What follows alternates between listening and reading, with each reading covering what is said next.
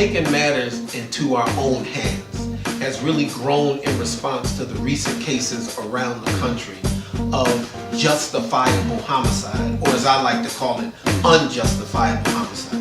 Unfortunately, this is not a new problem. It has existed for decades. We can probably go back hundreds of years and see that it's going on. But the cases over the past few years that have risen in the media has almost ignited a new fire under this issue.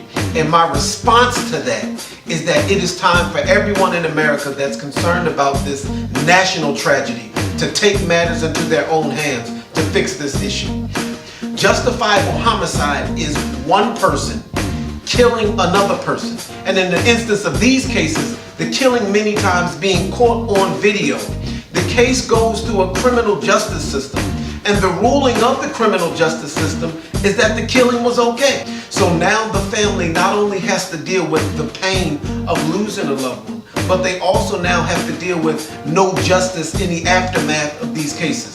This has been going on for literally over 10, 15, 20, and we can even take it back 50, 100 years. So my response to that is that it is time for America to take matters into our own hands, to deal with, to turn back the clock on these repetitive instances of unjustifiable homicide.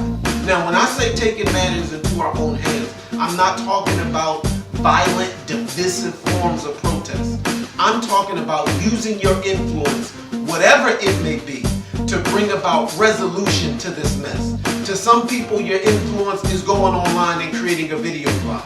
To some people, it's taking out your cell phone when you see something that appears to be unjust. To some people, it may be creating movies. To some people, it may be writing books.